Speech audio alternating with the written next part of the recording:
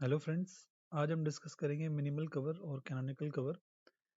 ये basically topic की ज़रूरत हमें तब पड़ती है जैसे अगर हमने फंक्शनल डिपेंडेंसीज का सेट दिया हुआ है और वहाँ पे हम फाइंड आउट करना चाहते हैं कि हमारी कितने रिडंडेंट फंक्शनल डिपेंडेंसीज हैं या कोई रिडंडेंट एट्रीब्यूट्स हैं फंक्शनल डिपेंडेंसीज में, सो दैट कि हम, क्योंकि जितनी ज़्यादा से ज़्यादा फंक्शनल डिपेंडेंसीज हम रखेंगे तो उससे हमारी स्टोरेज बढ़ती चली जाएगी।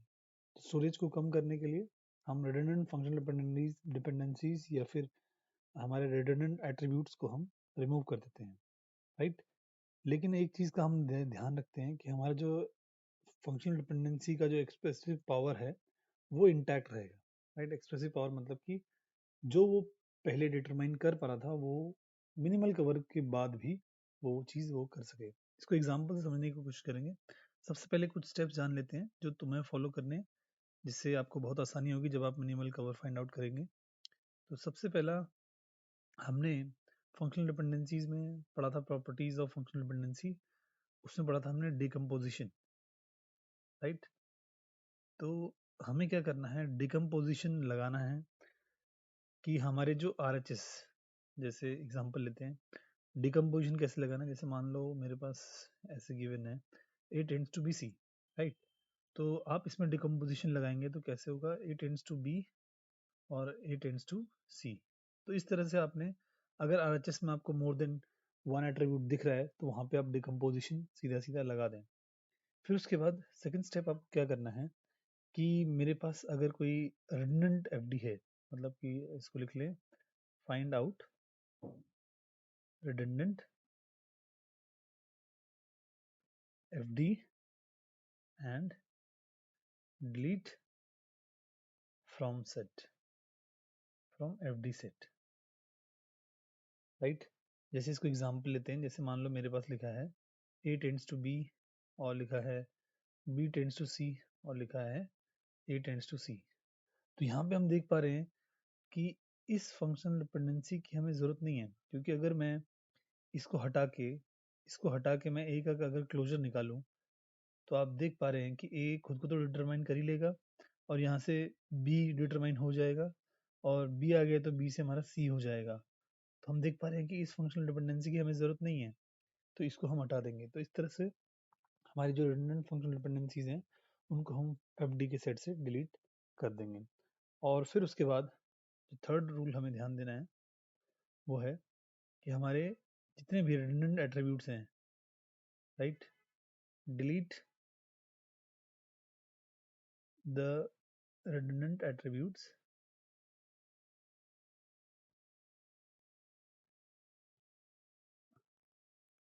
on LHS, right. इसका मतलब क्या है, जैसे आप ध्यान देंगे, इसे समझने की कोशिश करेंगे। जैसे मान लो लिखा है AB tends to C, right.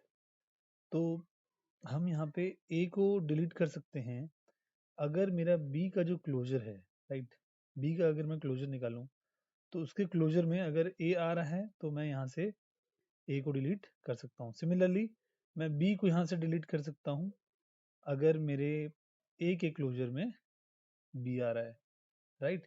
तो मतलब मैं चेक कर लूँगा कि इनमें से कौन सा मेरा रिडंडेंट एट्रीब्यूट है, तो उसको मैं डिलीट कर सकता हूँ, राइट, क्लोजर निकाल के। तो ये 3 स्टेप्स आपको ध्यान देने हैं, आपको याद रखने हैं, और इन्हीं के बेसिस पे आप मिनिमल कवर या फिर कैनोनिकल कवर निकाल सकते हैं, राइट। तो एक एग्जांपल से समझने की कोशिश करेंगे कि ये चीज़ काम कैसे करेगी, ये सारे रूल्स। सबसे पहले हम एक ले लेते हैं एफडी का सेट।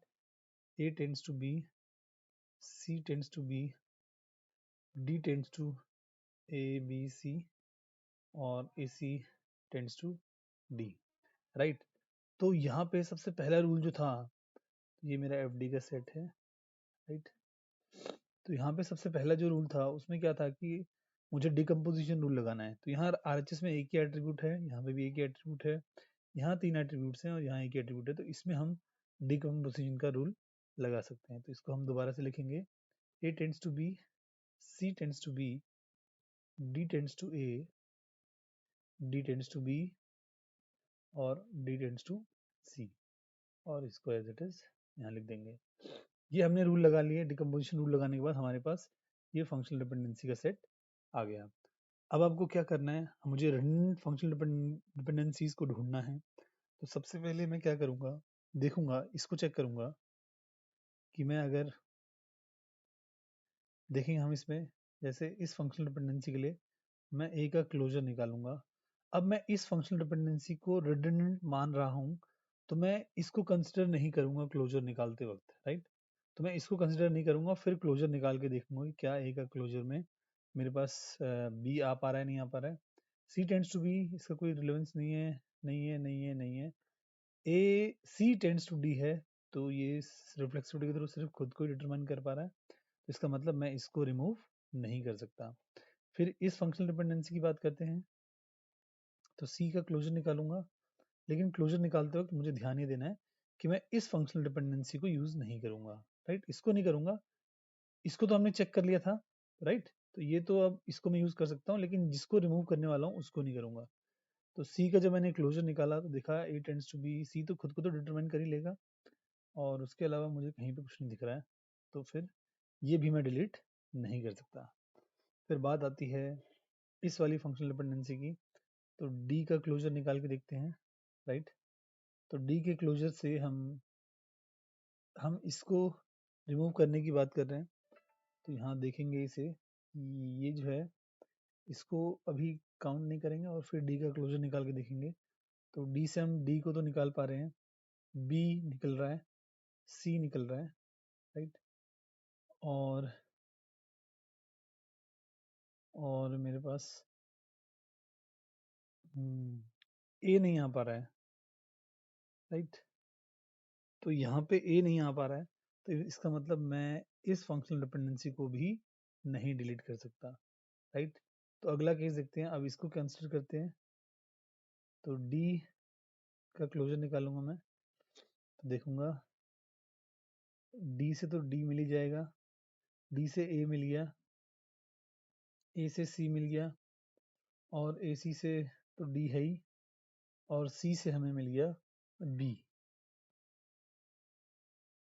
राइट। तो आप देख पा रहे हो कि इसको रिमूव करने की बात हो रही थी, तो डी के क्लोजर में हम बी निकाल पा रहे हैं, तो इसका मतलब इसको मैं डिलीट कर सकता हूँ, तो इसकी हमें ज़रूरत नहीं है, राइट। फिर बात करते हैं यहाँ पे इसकी डी टेंड्स टू सी वाली फंक्शनल डिपेंडेंसी की। तो इसको देखते हैं एक बार। तो यहाँ पे जब हमने देखा, तो हम चेक करेंगे कि हमारे क्लोजर में सी आ रहा है या नहीं आ रहा है। तो इसको कंसिडर नहीं करेंगे, अब इसको तो हम डिलीट कर चुके हैं, इसको भी कंसिडर नहीं करेंगे, और इसको हम अंडर कंसिडरेशन है तो इसको भी काउंट नहीं करेंगे। तो डी से हमें ए मिला, ए से हमें मिला बी, राइट। और बस, राइट। और डी तो खुद को डिटरमाइन कर ही लेगा, तो डी ए बी, लेकिन सी हम डिटरमाइन नहीं कर पा रहे, इसका मतलब ये भी इसमें इंटैक्ट रहेगा। फिर बात करते हैं ए सी की, तो इसका भी क्लोजर निकालेंगे। ए सी का क्लोजर देखेंगे, इसको इसको इंक्लूड नहीं करेंगे और इसको इंक्लूड नहीं करेंगे, इसको तो हम डिलीट कर चुके हैं, राइट। तो ए सी के क्लोजर में ए सी तो खुद आएगा ही आएगा, और सी के थ्रू बी आ जाएगा, ए के थ्रू बी वो तो है ही यहाँ पे। बस ए सी के थ्रू डी, नहीं ये तो हम इंक्लूड नहीं कर सकते, तो अभी हम इस अंडर कंसिडरेशन है तो इसको नहीं कर सकते, तो ये हमारा क्लोजर बन रहा है। तो हम देख पा रहे हैं कि हम ए सी के क्लोजर में हमारा डी नहीं आ रहा है, तो ये भी हमारा इंटैक्ट रहेगा। तो फाइनल एफ डीज जो हमारी बनेंगी वो क्या बनेंगी, A tends to B, C tends to B, D tends to A, D tends to C, and A C tends to D, right. अब तीसरा जो स्टेप था वो क्या था, हम LHS में देखेंगे, और LHS में कि अगर हमारे पास दो एट्रीब्यूट्स हैं तो हम फाइंड आउट करने की कोशिश करेंगे कि उनमें से कोई हमारा रिडंडेंट है कि नहीं है। तो सिर्फ इसी फंक्शनल डिपेंडेंसी में हमें दिख रहा है कि हमारे पास दो एट्रीब्यूट्स हैं। तो सबसे पहले हम ए को हम मान लेते हैं कि ए हमारा रिडंडेंट है, राइट। ए को मानते हैं हम पहले, ये रिडंडेंट है।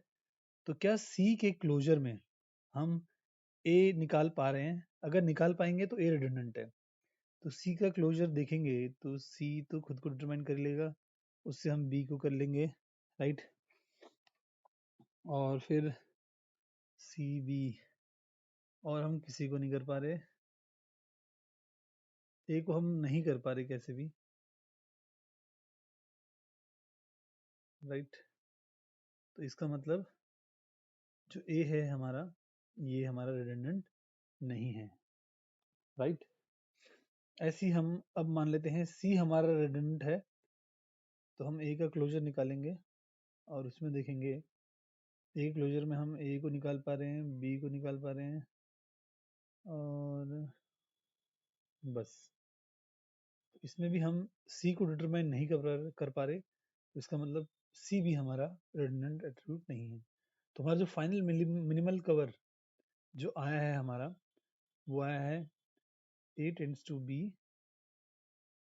C tends to B, D tends to A, D tends to C, and AC tends to D। तो हमारा फाइनल आंसर जो आएगा वो ये होगा। That's all for today. Thank you very much.